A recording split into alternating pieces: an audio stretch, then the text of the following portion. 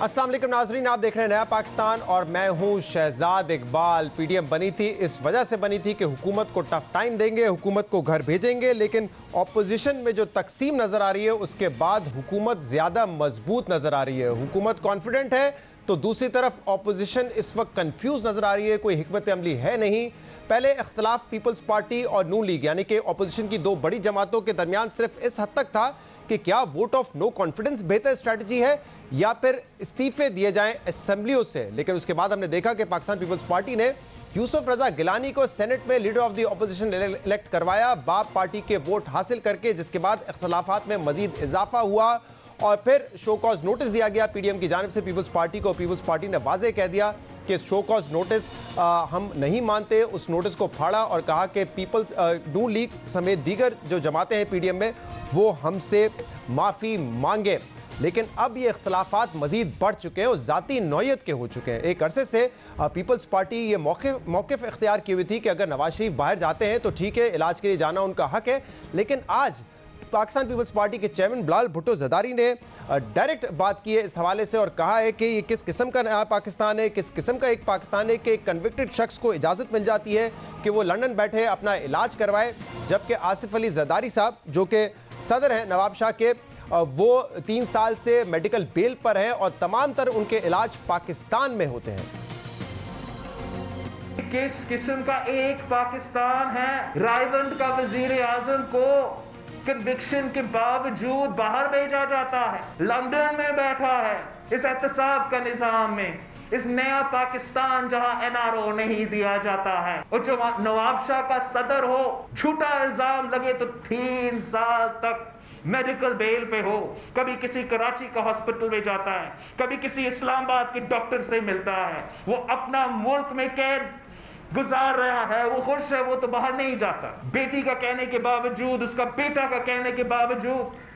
लेकिन ये किस किस्म का दोगला निजाम है? हमारे लिए तो ऐसा नहीं है कि हमें 10 दिन का नोटिस मिलेगा कि तुम गिरफ्तार हो रहे। हमारे लिए ऐसा नहीं है कि शाह साहब को किसी हाई कोर्ट से बस बेल ही मिलने। जुल्म हो रहा है, सबके साथ जुल्म हो रहा है, जुल्म नहीं होना चाहिए। पाकिस्तान पीपल्स पार्टी के चेयरमैन बिलाल भुट्टो ज़रदारी अब बाकायदा तंज कर रहे हैं, ताने मार रहे हैं, बता रहे हैं कि आसिफ ज़रदारी अपना इलाज पाकिस्तान में रह के करवाते हैं, जबकि नवाज शरीफ लंदन में चले गए हैं, वो कन्विक्टेड हैं, लेकिन क्योंकि वो रायवंड के वज़ीर आज़म है इसलिए उनको ये सहूलत मिल जाती है, बाकियों को ये सहूलत नहीं मिलती। इसके अलावा आज ये भी कहा है बिलाल भुट्टो ज़रदारी ने कि इस्तीफे देने थे अगर पीडीएम की बकिया जमातों ने तो दे देते। जब पीपल्स पार्टी अलग हुई तो आपके पास ये ऑप्शन था कि आप लॉन्ग मार्च करें, इस्तीफे दें, लेकिन पीडीएम ने ये नहीं किया क्योंकि पहले दिन से वो इस्तीफे देना नहीं चाहते थे। और ये भी उन्होंने कहा कि हुकूमत के सहूलतकार वो लोग हैं जो कि लॉन्ग मार्च को इस्तीफों से नथी कर रहे हैं। इस्तीफा में ये लोग सच्चे थे, अगला दिन इस्तीफा देता जब पाकिस्तान पीपल्स पार्टी उनके बाद सपोजिटली उनके बाद हम नहीं मान रहे थे, तो इन्हीं इस्तीफ़ा की वजह से हम वो लॉन्ग मार्च से भी पीछे हटे, तो उसी दिन वो इस्तीफ़े देते और अपने लॉन्ग मार्च के लिए निकल जाते हैं। हुकूमत के असल सहूलतकार वो है जो इस्तीफ़ों को लॉन्ग मार्च के साथ नथी करके लॉन्ग मार्च से पीछे हटे। हुकूमत का असल सहूलतकार वो है कि अदम एतमाद के नंबर्स वफाक में हो, नेशनल असम्बली में हो, मगर वो ना करें। तो बिलाल भुट्टो कह रहे हैं कि अगर पीडीएम की जमातों ने इस्तीफा देना था तो पीपल्स पार्टी जब पीडीएम से बाहर आई तो फिर आप इस्तीफा दे देते, लॉन्ग मार्च करते, लेकिन आपने ये नहीं किया। हुकूमत इस वक्त कॉन्फिडेंट नजर आ रही है। हुकूमत ये भी कह रही है कि हमारी जो माशी कारकर्दगी है वो पिछले 2 साल के मुकाबले में बेहतर है और आगे और बेहतरी नजर आ रही है। वज़ीर आज़म इमरान खान ने यह कहा है कि ऑपोजिशन सिर्फ हुकूमत इसलिए गिराना चाहती है क्योंकि वो अपने केसेस से छुटकारा चाहती है। और आज ये भी वज़ीर आज़म ने कहा है कि ऑपोजिशन फौज को कहती है कि इस हुकूमत को गिरा दो। ये कैसी जमहूरी पार्टीज हैं जो कि फौज से ये मुतालबा कर रही है कि मौजूदा हुकूमत को गिरा दो? कहते हैं कि जी हमें एनआरओ दो, नहीं तो हम गवर्नमेंट गिरा देंगे। फौज को बुला रहे हैं कि फौज आके गवर्नमेंट गिरा दे। अपने आप को डेमोक्रेटिक मूवमेंट कहते हैं, फौज को कह रहे हैं कि गवर्नमेंट गिरा दो, क्योंकि उनका सारों का मकसद अपने इंटरेस्ट प्रोटेक्ट करना है। ये अपने मफादात की हिफाजत की जंग लड़ रहे हैं और उसके लिए वो तैयार हैं, गवर्नमेंट गिराने के लिए, कुछ भी करने के लिए तैयार है। इन तमाम मामलों पर बात करेंगे जिसके लिए हमें ज्वाइन किया है पाकिस्तान मुस्लिम लीग नून के सीनियर रहनुमा एहसन इकबाल साहब ने। एहसन साहब बहुत बहुत शुक्रिया, आपने हमें ज्वाइन किया। पीडीएम जब बनी थी तो उसका मकसद ये था कि हुकूमत को टफ टाइम देंगे, हुकूमत को गिराएंगे, लेकिन हुकूमत अब कॉन्फिडेंट नजर आ रही है और ऑपोजिशन कंफ्यूज्ड और तकसीम नजर आ रही है। आज बिलाल भुट्टो ज़रदारी साहब ने तो बाकायदा कहा है कि नवाज शरीफ जो कि रायवंड के वजीर आजम है वो कन्विक्टेड हैं, वो कैसे लंदन बैठ के अपना इलाज करवा रहे हैं, जबकि आसिफ अली जरदारी साहब जो कि मेडिकल बेल पर बाहर है वो पाकिस्तान में है और पाकिस्तान के अलग अलग अस्पतालों और शहरों से अपना इलाज करवा रहे हैं। जी देखिए शहजाद, मैं उनके इस बयान पे कोई तबसरा नहीं करना चाहूँगा, क्योंकि हमारा मकसद पीपल्स पार्टी के साथ कोई जंग लड़ना नहीं है। हमारा हदफ तो इमरान खान साहब और ये निज़ाम है कि जिसने आइन की हुक्मरानी को इस मुल्क में कायम नहीं होने दिया हुआ। और बदकिस्मती यह है कि पीडीएम जब हमने बनाई उसके बाद 6-7 महीने की जद्दोजहद के बाद हम इस हुकूमत को हटाने के लिए यूं समझ लिए कि गोल करने के लिए डी में पहुंच गए, और यूं ही हमने गोल करना चाहा तो पीपल्स पार्टी ने पीडीएम से टाइम आउट ले लिया और हमारी 6-7 महीने की जो मेहनत है उस पर पानी फेर दिया। और अब ये जो हम पर वार कर रहे हैं बिलावल भुट्टो साहब, इससे ये लगता है कि इसके पीछे भी कोई स्कीम है कि जिसका मकसद ये है कि ऑपोजिशन को आपस में उलझाया जाए और हुकूमत को फ्री टाइम दिया जाए। लेकिन हम इसमें नहीं उलझेंगे। कहने को मैं भी बहुत कुछ कह सकता हूँ कि सदर साहब जरदारी साहब के हवाले से उन्हें क्या मराहत मिल रही हैं और पीपल्स पार्टी को क्या मराहत मिल रही है, लेकिन ये हमारा मौजू नहीं है। मैं समझता हूँ कि नवाज शरीफ साहब अगर मुल्क से बाहर गए तो उस वक्त यही पीपल्स पार्टी थी जो उनकी सेहत के हवाले से पीटीआई के जो बेरहम तबसरे थे और गैर इंसानी सलूक था उसकी मजम्मत किया करती थी। आज उन्हें उसी मामले में जो नवाज शरीफ साहब अपने इलाज के लिए गए नुक्स नजर आना शुरू हो गया, और वो शायद चाहते हैं कि मुस्लिम लीग नून से उनकी तरफ जवाबी वार किया जाए। मैं फिर भी जवाबी वार नहीं करूंगा क्योंकि ये हमारा मकसद नहीं है।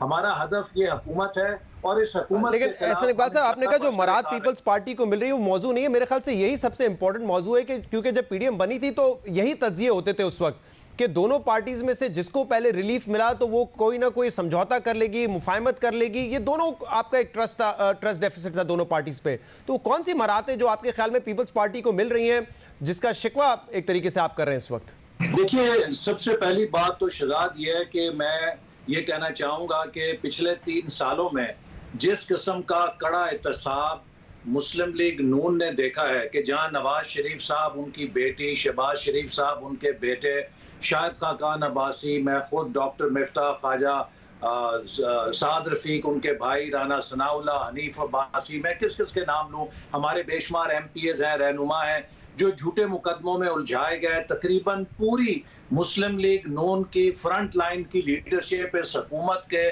कड़े से कड़े झूठे एहतसाब की भट्टी से सुरखरू होकर निकली है। पीपल्स पार्टी ने तो देखा ही कुछ नहीं है, ये किस एहतसाब की बात करते हैं। अगर ये एहतसाब की बात करें तो शायद इनमें से कोई बाहर ही नहीं बचेगा। तो इसलिए मैं समझता हूं कि हमारा ये मौजू नहीं है, हम इस मौजू में समझना चाहते। आपने बड़ी अहम बात कही, आपने कहा कि हमारे बहुत सारे रहनुमा जेल जा चुके हैं झूठे केसेस में, पीपल्स पार्टी को उस किस्म के एहतसाब का सामना नहीं हुआ।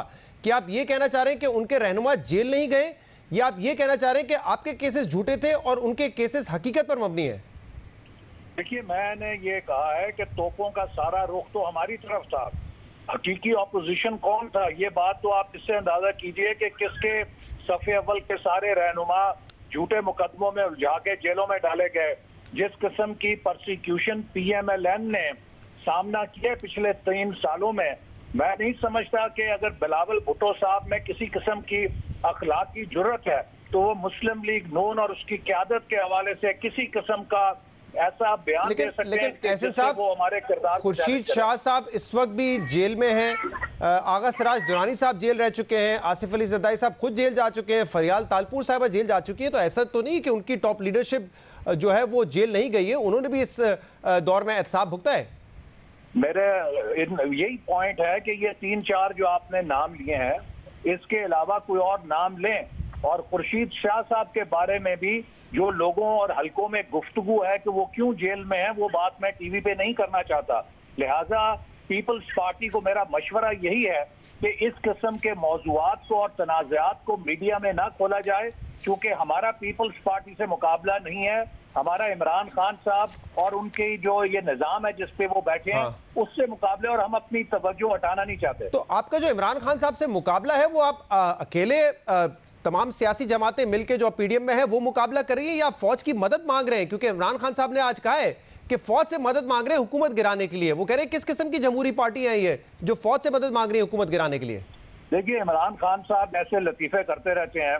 अभी चंद रोज पहले उन्होंने एक बयान दिया कि पाकिस्तान में किसी हुकूमत ने तवीलुल मियाद मनसूबाबंदी नहीं की, जबकि आप सब जानते हैं कि ये मुस्लिम लीग नून थी जिसने विजन 2025 बनाया और 11वां 5 साला मनसूबे पर कामयाबी से अमल किया। और इनके लिए हम 12वां मनसूबा जो 2018 से 23 तक था तैयार करके छोड़ के गए। ये नालायक 3 सालों में उसे मुकम्मल नहीं कर सके। आज पाकिस्तान 3 सालों से नॉन प्लान पीरियड के अंदर चल रहा है, कोई तरक्की का मंसूबा नहीं। और वो वजीर आजम खड़ा होकर कहता है कि किसी ने मंसूबा बंदी नहीं की। कल तक जब ये बनी गाला में बैठे मीटिंग करते थे धरने के दौरान, तो ये अपने साथियों को कहते थे जाओ जाके उन्हें कहो कि वजीर आजम नवाज शरीफ से इस्तीफा लें। वो क्यों नहीं लेते? हम आगे हैं धरना देने। लेकिन मुझे बताएं ना एहसन इकबाल साहब, इन्हीं तमाम बातों को सामने रखते हुए आप चाहते थे कि हुकूमत को गिरा दें। अब पीपल्स पार्टी भी ये कह रही है कि जब फाइनल पुश का वक्त आया तो आप पीछे हट गए। इमरान खान खुद भी ये कह रहे हैं कि आप हुकूमत नहीं गिरा सके और आप फौज की मदद मांग रहे हैं, फौज से मदद मांग रहे हैं हुकूमत गिराने के लिए। तो क्या ये मदद नहीं मिली इसलिए आप नाकाम रहे? मेरी बात मुकम्मल होने दे। यही मौसूफ जो जीएचक्यू की तरफ इशारा करके कहा करते थे कि वो एम्पायर उंगली क्यों नहीं खड़ी कर रहे, फिर अपनी मीटिंग में अपने साथियों को कहते थे उनसे कहो कि नवाज शरीफ से इस्तीफा लें। और इनके साथी कहते थे कि वो कह रहे हैं कि आप उतने बंदे नहीं ला सके जितना आपने वादा किया था। तो ये सियासत, तर्ज सियासत हमारा नहीं है। हमारा एम्पायर हमारे अवाम है और हम इंशाल्लाह अवाम से मिलकर इनका मुकाबला करेंगे। और अगर इन्होंने जो बात कही है तो फिर उसका सबूत कौम के सामने पेश करें कि किस ऑपोजिशन लीडर ने फौज को कहा है कि इनकी हुकूमत का तख्ता उल्टे। अच्छा, लेकिन एहसन इकबाल साहब 6 महीने 7 महीने पहले जब आपने पीडीएम बनाई थी उस वक्त जो हुकूमत की पोजीशन थी, आज हुकूमत की पोजीशन उससे बेहतर नजर आती है माशी एतबार से, और उस वक्त जो ऑपोजिशन की पोजीशन थी उससे आज बदतर नजर आती है क्योंकि ऑपोजिशन तकसीम हो चुकी है, कोई हिकमत अमली वाजे नहीं हो रही। पहले बड़ा इनकलाबी एजेंडा था वो नजर नहीं आता, अब आप ये बात करते हैं मीटिंग से बैठ के कि हुकूमत हमें ब्रीफिंग दे कि अफगान मामला कैसे हल होंगे। पीडीएम बनने के बाद से आज मजीद कमजोर हुई है। ये जो आप मुआशियात की बात कर रहे हैं, ये सोशल मीडिया की दुनिया में हुकूमत की मईशत जरूर मजबूत हुई होगी, लेकिन अवाम की दुनिया में मुर्गी 500 रुपए किलो हो गई है। जो खाना पकाने का तेल है वो 325 रुपए किलो हो गया है। जो डीएपी खाद की बोरी है वो 2200 रुपए से 5700 रुपए हो गई है। जो दाल है वो 250 रुपए किलो से ऊपर जा रही है। एहसन साहब, इसीलिए मैंने कहा कि पिछले 2 साल से बेहतर हुई है। मजबूत का लफ्ज मैंने नहीं इस्तेमाल किया, लेकिन आगे भी जो आज सिचुएशन है उससे बेहतर हालात नजर आ रहे हैं। ऐसी कोई, जितनी देर ये नालायक बैठे हैं उतनी देर कोई बेहतरी की इम्कान नहीं है, क्योंकि बेहतर हालात होते हैं अहलियत के साथ। और जिन लोगों में ये खत हो कि उनके अलावा सारे चोर डाकू और गद्दार हैं और वो अकेले ही किंग कॉन्ग है, मुल्क किंग कॉन्ग नहीं चलाते, मुल्क यकजहती से चलते हैं। बहुत बहुत शुक्रिया, बहुत बहुत शुक्रिया। आप समझते हैं हुकूमत पहले के मुकाबले में आज कमजोर है, हुकूमत ये समझती है कि हम मजबूत है, लेकिन पीपल्स पार्टी पर बड़ी बात हो रही है कि क्या पीपल्स पार्टी किसी ना किसी पॉइंट पे अपने असूल पे कायम रहती है या नहीं रहती। क्योंकि बिलाल भुट्टो ज़रदारी ने आज तंज किया है कि नवाज शरीफ अपना बाहर जाके इलाज करवाते हैं, लंदन बैठे हुए हैं, एक कन्विक्टेड शख्स है। लेकिन इससे पहले जब भी नवाज शरीफ के बैरून मुल्क जाकर इलाज करवाने पे बात हुई है तो बिलाल भुट्टो ज़रदारी ने उस वक्त क्या मौक़िफ़ अपनाया है, सुनिए। बहुत क्रिटिकल सिचुएशन है मियां नवाज शरीफ साहब का, काफ़ी बीमार है। जो भी एक कार्डियक पेशेंट होगा वो चाहेगा कि जो उनके वो डॉक्टर्स हैं जिन्होंने पहले शायद सर्जरी की हो एक्सेट्रा, ये कोई कॉम्प्लिकेशंस है। मियां साहब काफ़ी बीमार लग रहा था, जो भी बेस्ट मेडिकल ट्रीटमेंट पहुंचाया जा सके वो हुक्मरान हुकूमत का फ़र्ज़ है कि वो बेस्ट ट्रीटमेंट फरहम करे। मियां साहब के ख़िलाफ़ लोग कंस्पिरेसी बना रहे हैं। मियां साहब ने खुद कहा है कि वो अब नज़रियाती बन गया है और नज़रियाती कमिटमेंट के साथ सियासी जदोजहद अपना जारी रहेगा। I had no impression, I got no inkling कि कोई डील हुआ या मियां साहब कोई कॉम्प्रोमाइज़ होने के लिए तैयार है। पहले जस्टिफाई कर रहे थे कि मियां नवाज शरीफ का बाहर जाना ठीक था, इलाज करवाना उनका हक था। अब कह रहे हैं कि कन्विक्टेड शख्स कैसे बाहर बैठ के अपना इलाज करवा रहे हैं। इससे पहले बिलाल भुट्टो ज़रदारी ये भी कहते थे इस्तीफे दे देंगे, सिंध हुकूमत की कुर्बानी देनी पड़ी तो वो भी देंगे, लेकिन जब वक्त आया तो इस्तीफों से पीछे हट गए और इसी तरीके से बाप पार्टी के वोट हासिल करके यूसुफ रजा गिलानी को सेनेट में लीडर ऑफ द ऑपोजिशन भी बनाया। इसीलिए सवाल उठ रहे हैं कि क्या पीपल्स पार्टी अपने किसी भी असूल पर कायम रहती है, खड़ी रहती है या नहीं। एक ब्रेक लेंगे, इसके बाद मजीद बात करेंगे। Stay with us.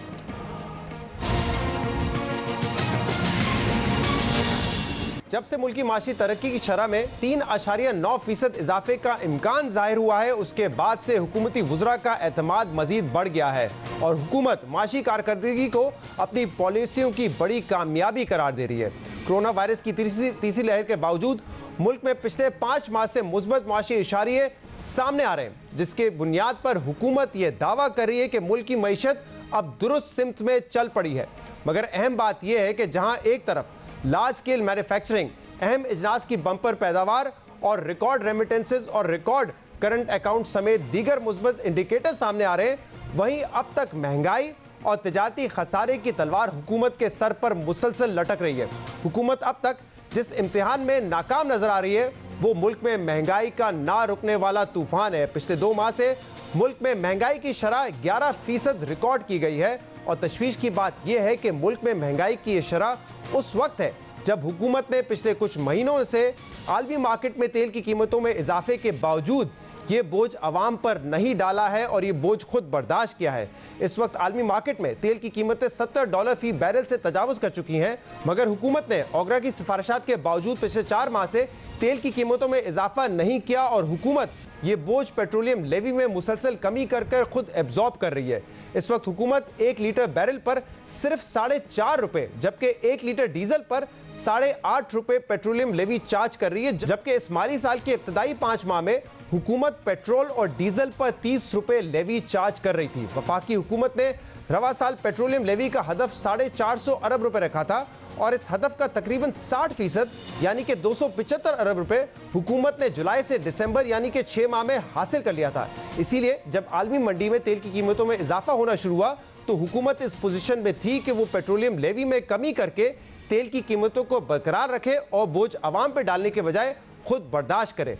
लेकिन हुकूमत के लिए अगले माह ये ट्रेंड जारी रखना नामुमकिन हो जाएगा, क्योंकि IMF ने हुकूमत से अगले माली साल पेट्रोलियम लेवी का हदफ ₹600 अरब रखने का मुतालबा किया है, मगर हुकूमत की कोशिश है कि यह हदफ 450 से 500 अरब रुपए के दरमियान रखा जाए। अहम बात यह कि अगर हुकूमत इस हदफ को 450 या 500 अरब रुपए रखने में कामयाब हो भी जाती है, तब भी हुकूमत को रवा साल की तरह अगले साल भी 1 लीटर पर कम से कम 25 से 30 रुपए लेवी चार्ज करना पड़ेगा, जिसका मतलब यह है कि अगर आलमी मंडी में तेल की कीमतें बरकरार भी रहती हैं, उसमें कोई इजाफा नहीं भी होता, तब भी पेट्रोल पर 20 से 25 रुपए और डीजल की कीमत पर 15 से 20 रुपए का मजीद इजाफा हुकूमत को करना पड़ेगा। और तेल की कीमतों में इजाफे का असर बिजली की कीमतों पर भी पड़ेगा। बिजली की कीमतों में मजीद इजाफा होगा, जिसके बाद मुल्क में महंगाई में मजीद इजाफा होगा। इसलिए महंगाई अगले साल भी हुकूमत के लिए एक बड़ा चैलेंज साबित होगी। इसके अलावा तिजारती खसारा भी हुकूमत के लिए एक और बड़ा चैलेंज है। पाकिस्तान में जब भी माशी बहरान आए हैं, उसकी बुनियादी वजह तिजारती और करंट अकाउंट खसारा रहा है। मुल्क में जब भी माशी ग्रोथ नजर आने लगती है तो तिजारती खसारे में इजाफा होने लगता है। उसकी बुनियादी वजह यह है कि हमारे इंपोर्ट्स में इजाफा होता है, लेकिन एक्सपोर्ट में उस तेजी से इजाफा नहीं होता। और इस बार भी तिजारती खसारा हुकूमत के लिए एक बड़ा चैलेंज बन सकता है। मुल्क में तिजारती खसारा पिछले 3 महीने से $3 अरब से ज्यादा रिकॉर्ड किया गया है। जुलाई से मई तक मुल्क की दरामदाद का हजम $50 अरब रहा है, जबकि बरामदाद $22.6 अरब रही है। और इन 11 महीनों के दौरान अब तक 27.3 अरब का तिजारती खसारा रिकॉर्ड हुआ है, जो पिछले साल के दौरान $21 अरब था। और दरामदाद में इजाफे की वजह से तिजारती खसारे में भी इजाफा हो रहा है। इस ट्रेंड को देखते हुए अब यह खदशा जाहिर किया जा रहा है कि आइंदा माली साल में मुल्क की दरामदाद बढ़कर $55 अरब हो जाएंगी। और अहम बात यह है कि नून लीग के दौर के आखिरी साल में दरामदाद $61 अरब तक पहुंच गई थी, जिसकी वजह से करंट अकाउंट खसारा $20 अरब तक पहुंचा था। और उस वजह से पाकिस्तान तहरीक इंसाफ नून लीग पर शदीद तनकीद करती आई है। मगर अब मसला यह है कि मौजूदा हुकूमत में भी जो दरामदाद है वो तेज़ी से बढ़ रही है, लेकिन एक्सपोर्ट में तेज़ी से इजाफा हो नहीं रहा। और अगले साल तक ये तिजारती खसारा $30 अरब से तजावुज़ कर जाएगा। और जितनी तेज़ी से इंपोर्ट्स में इजाफा हो रहा है, उसी तेज़ी से अगर एक्सपोर्ट्स में इजाफा नहीं हुआ और तरसीलात ज़र में भी इजाफा ना हुआ तो फिर करंट अकाउंट खसारा भी काबू से बाहर हो जाएगा। तो मुश्किलात अभी भी हैं हुकूमत के लिए चैलेंजेस अभी भी हैं, कुछ पॉजिटिव इंडिकेटर्स जरूर आ रहे हैं, लेकिन इन दोनों इश्यूज पर हुकूमत को काम करना है। इस पर हम तफसील से बात करेंगे, जिसके लिए हमें ज्वाइन किया है माहिर मईशत साकिब शिरानी साहब ने। साकिब साहब, बहुत बहुत शुक्रिया, आपने हमें ज्वाइन किया। हुकूमत कह रही है 4% की ग्रोथ है, लेकिन आपको क्या लगता है कि जो फंडामेंटल फ्लॉज थे वो दूर हुए हैं या नहीं हुए? क्योंकि इस 4% की ग्रोथ में भी जो आपका इंपोर्ट बिल है वो $55 बिलियन होगा, आपका जो तिजारती खसारा है वो $30 बिलियन से तजावुज कर जाएगा, इस साल भी अगले साल भी। शुक्रिया शहजाद। मेरा ख्याल है आपने जो चैलेंजेस हैं हुकूमत की ग्रोथ के हवाले से उनको बहुत अच्छे तरीके से आपने लेआउट किया है। बुनियादी तौर पे यही चैलेंजेस हैं कि पहले चैलेंज तो है कि IMF प्रोग्राम में रहते हुए आपको ग्रोथ की गुंजाइश कैसे निकलेगी स्टेबलाइजेशन पॉलिसी फॉलो करते हुए। दूसरा चैलेंज ये है कि अगर आप ग्रोथ की तरफ जाते हैं तो क्योंकि हमारा एक्सपोर्ट बेस अभी भी बहुत छोटा है तो वो हमारा जो ग्रोथ स्पर्ट आता है वो सह नहीं सकता है, हमारा खसारा बढ़ जाता है, तजारती खसारा भी और करंट अकाउंट डेफिसिट भी, तो ये अनसस्टेनेबल सिचुएशन होती है।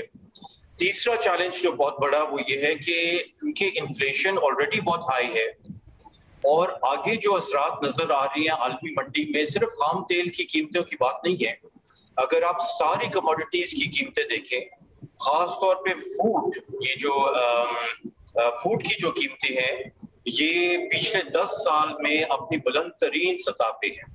तो ये सारा आहिस्ता आहिस्ता अनफॉर्चुनेटली इसका जो मलबा है हमारे भी पड़ेगा। तो ये चैलेंज ये होगा कि इन्फ्लेशन को कंट्रोल करना और ग्रोथ को सैक्रिफाइस ना करना, ये भी एक ट्रेड ऑफ है। तो हुकूमत के सामने अगले साल जो है वो ट्रेड ऑफ से भरा हुआ है अनफॉर्चुनेटली। और आपकी जो बात है कि स्ट्रक्चरल रिफॉर्म्स कितने हुए हैं, देखिए ये मेरा ख्याल है हुकूमत को थोड़ा सा मैं क्रेडिट भी देता हूँ और थोड़ा सा मैं इसमें उनको गुंजाइश भी देता हूँ कि जो 40 साल में स्ट्रक्चरल रिफॉर्म्स नहीं हुए, हम 3 साल में उनको एक्सपेक्ट करने मेरा ख्याल है ये नामुनासिब होगा। और खास तौर पे वो 3 साल जिसमें पहले 2 साल तो हम वो जो मलबा मतलब करंट अकाउंट डेफिसिट का जो छोड़ा गया था $20 बिलियन का, उसको संभालते संभालते हुकूमत के 2 साल उसमें निकल गए और तीसरा साल जो है वो कोविड की सिचुएशन में निकल गया। तो मेरा ख्याल है उस तनाजुर में स्ट्रक्चरल रिफॉर्म्स में जो थोड़ी बहुत पेशरफ्त हुई है वो भी काफी मेरा ख्याल है काबिल जो है वो काबिल सताइश है। साकिब साहब, देखिए इंपोर्ट बिल एक बड़ा इशू ना हो अगर आपके पास एम्पल रिजर्व्स हो, और दूसरा अगर आप दूसरी तरफ एक्सपोर्ट्स भी अपने बढ़ा रहे हो। अब शौकत तरीन साहब ये यकीन दहानी तो करवा रहे हैं कि एक्सपोर्ट्स में इजाफा होगा, ब्रॉड बेस्ड होगा, लेकिन क्या अगले 2 साल में ये मुमकिन है? क्योंकि गालिबन अगले साल का टारगेट तो $26 बिलियन के आसपास होगा, और उसके अगले साल क्या हम कोई सब्सटैंशियल ग्रोथ एक्सपेक्ट कर सकते हैं एक्सपोर्ट्स में? नहीं शहजाद, ये अनफॉर्चुनेटली देखिए एक्सपोर्ट्स के हवाले से मैंने आपको बताया पिछले 10-15 साल में बहुत इसमें निशानदाही करने की कोशिश की है कि हमारा जो बुनियादी मसला है, हम फिस्कल डेफिसिट की तरफ देखते हैं, वो अपनी जगह दुरुस्त है, टैक्स टू GDP रेशो बहुत कम है, मगर जो हमें बैलेंस ऑफ पेमेंट्स क्राइसिस में चीज डालती है वो हमारा 8% है एक्सपोर्ट टू GDP रेशो। तो ये जो है चेंज करना, इसमें कम से कम 5-7 साल लगते हैं और अभी तो इस हुकूमत को सिर्फ 1-2 साल हुए इसके ऊपर फोकस किया। और अभी आपने जो जैसे बात की कि अगर आप देखें कि इंपोर्ट ग्रोथ जो है 50 से 60% हो रही है साल ईयर ऑन ईयर टर्म्स में, और जो ये इंपोर्ट ग्रोथ है, और जो एक्सपोर्ट ग्रोथ है वो सिर्फ कोई 14% हो रही है। तो जब तक ये दोनों तवाज़ुन में नहीं आएंगे तो वाकई लाजमी तौर पे अगले 1-2 साल हमारे लिए बहुत बड़ा चैलेंज रहेगा। और इससे मजीद जो चैलेंज आता है वो ये है कि अगले 1-2 साल हमारी डेट सर्विस पेमेंट्स भी जो एक्सटर्नल साइड पे है वो भी एलिवेटेड रहेंगी। तो ये बहुत बड़ा एक चैलेंज रहेगा शौकत तरीन साहब के लिए भी अगले 1-2 साल के लिए। साकिब साहब, और जो महंगाई है वो भी इस हुकूमत के लिए बड़ा चैलेंज है। अब अगर जो हम कह रहे हैं कि इनकम बढ़ रही है, रियल इनकम बढ़ रही है, लेकिन वो ऑफसेट हो जाती है अगर दूसरी तरफ महंगाई में इजाफा मुसलसल होता रहेगा। अब 3-4 महीने से तो हुकूमत ने एब्जॉर्ब किया है जो तेल की कीमतें इंटरनेशनल मार्केट में बढ़ रही है, क्योंकि उनके पास स्पेस थी, उन्होंने लेवी को कम कर दिया। लेकिन अब अगले माह से जब तो हमारे सामने दोबारा टारगेट होगा कि 500 अरब रुपए आपने इकट्ठा करना है पेट्रोलियम लेवी में, तो हुकूमत को तो फिर दोबारा 20, 25, 30 रुपए लगाने पड़ेंगे पेट्रोल और डीजल की कीमत में। तो उसका जो एक इम्पैक्ट आएगा महंगाई पे वो मजीद होगा। तो कैसे फिर हुकूमत कंट्रोल करे महंगाई को? इसलिए शहजाद, मेरा शौकत तरीन साहब को मशवरा यही है कि ये जो डेवलपमेंट स्पेंडिंग के वो फोकस कर रहे हैं, मेरा ख्याल है वो गलत फोकस है, क्योंकि ना माशी तौर पे ना सियासी तौर पे इसका इतना फायदा पाकिस्तान को होगा, बल्कि शायद माशी तौर पे नुकसान ही हो, क्योंकि हम ओवरहीट ना करते हैं इकोनॉमी को। और सियासी तौर पे इसके जो फवायद होते हैं वो 3 साल 4 साल के बाद आते हैं। जो मसला इलेक्टोरेट को है, पाकिस्तानी अवाम को है, वो उनको महंगाई है, उनका जो उनकी कमर टूटी हुई है महंगाई की वजह से। तो मेरा मशवरा ये होगा कि डेवलपमेंट स्पेंडिंग को बढ़ाने के बजाय ये जो अपने पेट्रोलियम लेवी में इजाफा करना है इसको अब्सॉर्ब करें, आप सब्सिडीज दें इलेक्ट्रिसिटी के ऊपर, पेट्रोलियम के ऊपर, और डेवलपमेंट स्पेंडिंग की जो मद में पैसा रखना है उसको डाइवर्ट करके सब्सिडीज में दें। यही एक सूरत बनती है, वरना तो मेरा ख्याल है ये मैनेज करना बहुत मुश्किल होगा। बहुत बहुत शुक्रिया। साकिब शिरानी साहब हमारे साथ मौजूद थे। प्रोग्राम में शामिल करते हैं एक ब्रेक, इसके बाद मजीद बात करेंगे एक और अहम इशू पर। हमारे साथ रहिए।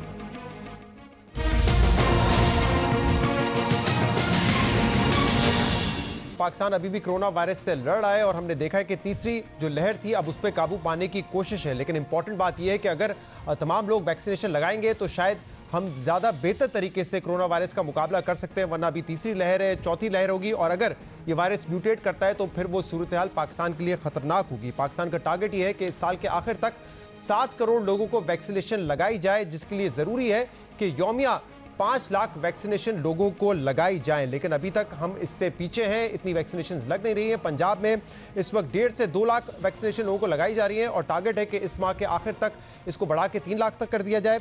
इसी तरीके से सिंध में इस वक्त 70 से 80 हज़ार वैक्सीनेशन लोगों को लग रही हैं और टारगेट सिंध का भी है कि इसको बढ़ाकर 3 लाख कर दिया जाए। कल मुर्तज़ा वहाब ने कल जियो के प्रोग्राम में ये बात कही है। इस वक्त वैक्सीनेशन की सप्लाई का इशू नहीं है, वाफिर मिकदार में सप्लाई मौजूद है, लेकिन कुछ अफवाहें हैं, मनगढ़ंत कहानियां हैं, साजिशी थ्योरीज हैं, जिसकी वजह से लोग वैक्सीनेशन नहीं लगा रहे। तो इसमें हुकूमत के साथ साथ तमाम लोगों की जिम्मेदारी है, मीडिया की जिम्मेदारी है कि लोगों को बताया जाए कि ये अफवाहें हैं, मनगढ़ंत कहानियां हैं, इसका हकीकत से कोई ताल्लुक नहीं है। तो इन अफवाहों को, झूठी अफवाहों को दूर करने की ज़रूरत है। लेकिन दूसरी तरफ हुकूमतों को कैरेट एंड स्टिक पॉलिसी अपनाने की जरूरत है। कल सिंध में एक अहम फैसला यह किया गया कि जो सरकारी मुलाजमीन वैक्सीनेशन नहीं लगवाएंगे उनको जुलाई की तनख्वाह नहीं मिलेगी और इस किस्म की कई मिसालें दुनिया भर में हम देख भी चुके हैं। इंडोनेशिया में एक सदारती हुक्मनामा जारी हुआ था जिसमें यह कहा गया था कि जो लोग वैक्सीनेशन नहीं लगाएंगे उनको समाजी इमदाद या सरकारी खिदमात की फराहमी नहीं दी जाएगी। और जकार्ता में बाकायदा जुर्माना भी आयद किया गया है $365 का उस शख्स पे जो कि वैक्सीनेशन नहीं लगाएगा। इसी तरीके से ब्राज़ील में सुप्रीम कोर्ट ने हुक्म दिया है कि वैक्सीन ना लगवाने वालों को अवामी मकामात पर दाखिला की पाबंदी होगी, वो वहाँ पर नहीं जा सकेंगे। अमेरिका में कई ऐसी कंपनीज हैं जो सैलरीज के साथ इंसेंटिवाइज कर रही हैं लोगों को वैक्सीनेशन लगाने के लिए। $500 का बोनस दिया जा रहा है सैलरी के साथ ताकि लोग वैक्सीनेशन करवाएं। तो मुल्क में, दुनिया में मुख्तलिफ ममालिक मुख्तलिफ तरीक़ों से अपने लोगों को ये मजबूर कर रहे हैं कि वो वैक्सीनेशन लगाएं ताकि ये वबा से छुटकारा पाया जा सके। डॉक्टर यास्मीन राशिद साहिबा इस वक्त हमारे साथ मौजूद है, वज़ीर सेहत हैं पंजाब में। बहुत बहुत शुक्रिया डॉक्टर साहिबा, आपने हमें ज्वाइन किया। डॉक्टर साहिबा, कल सिंध में हमने देखा कि ये फैसला किया गया है कि जो लोग वैक्सीनेशन नहीं लगा रहे सरकारी मुलाजमीन, उनकी सैलरी जो है रोक दी जाएगी। तो क्या पंजाब में भी ऐसी कोई हिकमत अमली पर काम हो रहा है कि जो लोग अफवाहों की वजह से, मनगढ़ंत कहानियों की वजह से वैक्सीनेशन नहीं लगा रहे उनको भी मजबूर किया जाए कि वो वैक्सीनेशन लगवाएं? ये सारे मसले जो हैं, आज हमारी जो अपनी टास्क फोर्स की मीटिंग हुई उसमें ये सारे मसले जो हैं वो डिस्कस हुए। बिल्कुल आपने सही फरमाया कि हमें इस वक्त टारगेट को तकरीबन 3 लाख का दिया हुआ है और हम इस वक्त जो अमाउंट ऑफ वैक्सीन लगा रहे हैं वो 1,68,000 कल के दिन में लगी और नेचुरली इन तादाद को हमें बढ़ाना बहुत ज़रूरी है। अब तक पंजाब के अंदर हम 47 लाख लोगों को वैक्सीन लगा चुके हैं, जो कि अगर देखा जाए तो पंजाब की जितनी बड़ी आबादी है, 11 करोड़ की आबादी है, तो उसका मतलब है कि इसके अंदर से only 5% of people have now been vaccinated. हमें वैक्सीन की तादाद हर हाल पे बढ़ानी पड़ेगी। हमने बढ़ाने के लिए कुछ जो इक़दाम उठाए हैं वो ये ख़ास तौर पे कि हम रूरल हेल्थ सेंटर के लेवल तक, यानी कस्बों के लेवल तक हम ले गए हैं नीचे रूरल एरिया के अंदर। और अब इस वक्त हमारे 677 ये वैक्सीनेशन सेंटर्स जो हैं वो कायम हो चुके हैं, जस्ट टू इंश्योर के लोगों के लिए दूर आना मुश्किल हो जाता है। इसलिए करीब तरीन जगहों पे जहां हम वैक्सीनेशन सेंटर्स बना सकते हैं उनके लिए बनाए। इसके अलावा जितने हमारे टीचिंग हॉस्पिटल्स हैं, बड़े अस्पताल जो हैं, खासतौर पे आपको पता है 1.5 करोड़ की तो तकरीबन आबादी लाहौर ही की है, उसमें हमारे 10 बड़े अस्पताल जो हैं उनके अंदर भी हमने वैक्सीनेशन सेंटर जो है वो जनरल पब्लिक के लिए खोल डाली है, ताकि लोगों के करीब तरीन जगह बजाय कहीं दूर किसी सेंटर में जाके वैक्सीन लगवाने, जो करीब तरीन अस्पताल है उससे भी जाके वैक्सीन लगवा सकते हैं। यास्मीन साहब, इसमें ज्यादा बड़ा चैलेंज क्या है कि रीच बढ़ानी है या लोग रजिस्टर नहीं करवा रहे अपने आप को और अभी तक वो कुछ अफवाहों पे यकीन कर रहे हैं जिस वजह से वो कतरा रहे हैं वैक्सीनेशन लगवाने से? देखिए, अफवाहों का तो बहुत ज्यादा बड़ा नुकसान होता है और कई दफा मुझे दुख होता है कि सोशल मीडिया पे जब इस किस्म की अफवाहें चलनी शुरू हो जाती हैं तो फिर वो बिल्कुल ऐसी तूल पकड़ती हैं कि हर बंदा जो है फिर मतलब अच्छे खासे पढ़े लिखे लोग जो है इस तरह के सवाल पूछना शुरू कर देते हैं कि जी कुछ चिप डाला जा रहा है, जो आपको बता रही है यही अफवाहें कि जी शायद चिप डाला जा रहा है ताकि हुकूमत सब पे नजर रख सके, या ये कि जी फर्टिलिटी जो है वो अफेक्ट हो जाएगी, या अब वो किसी वो नोबेल प्राइज विनर के नाम लगा के जी वो 2 साल में सब मर जाएंगे। भाई मकसद ये है कि सारी दुनिया के अंदर इस वक्त वैक्सीन लग रही है, जिस तरह आपने कोट किया है कि बाहर के ममालिक जो हैं वो भी बाकायदा इंसेंटिवाइज कर रहे हैं। हम भी पूरी कोशिश कर रहे हैं इस वक्त, जिस तरह हमारी टारगेट हमने खास टारगेट, जैसे आप देखें ना टीचर्स हैं हमारे तकरीबन सिर्फ पब्लिक सेक्टर स्कूल्स जो हैं उनके तकरीबन 4 लाख से ज्यादा टीचर्स हैं। फिर हमारे जो तो कोई ऐसा भी प्रपोजल है कि जो वैक्सीनेशन नहीं लगा रहे जो शख्स, उसकी जो मूवमेंट है उसको लिमिट किया जाए या उस पर पाबंदियां लगाई जाए या जुर्माना लगाया जाए ताकि उनको फिर हम बाय फोर्स करें अगर वो अपनी मर्जी से नहीं लगा रहे वैक्सीनेशन? तो हालांकि उससे पहले तो हमने ये किया है कि जो सेक्रेटरी स्पेशलाइज्ड हेल्थ केयर हैं उनकी टीम को ये टास्क दिया है कि हमें 2 दिन के अंदर ये बताएं कि हम अगर जो बंदा ना लगा सके हम उन पर क्या क्या पाबंदियां लगा सकते हैं ताकि लोगों को समझ आए कि अगर मैं वैक्सीन लगाऊंगा तो मुझे फायदा हो जाएगा, जैसे ट्रैवलिंग में फायदा हो जाएगा। अब जैसे आप देखें ना गिलगित बल्तिस्तान ने आपके पास अगर वैक्सीनेटेड वो कार्ड ना हो तो आपको गिलगित बल्तिस्तान वो एंटर नहीं करने देने लगे। यानी आप सेहत पे जाना चाहते हैं, आप सैर करना चाहते हैं, जरूर जाइए, वो कहते हैं जी वैक्सीनेशन का कार्ड आप लेके आइए ताकि हमें पता चले कि आपको वैक्सीन लगी हुई है। ठीक है, बहुत बहुत शुक्रिया। डॉक्टर यास्मीन राशिद साहबा हमारे साथ मौजूद थी। आज के प्रोग्राम में इतना ही। फीडबैक आप हमें दे सकते हैं हमारे सोशल मीडिया पर। इजाज़त दीजिए, अल्लाह हाफ़िज़।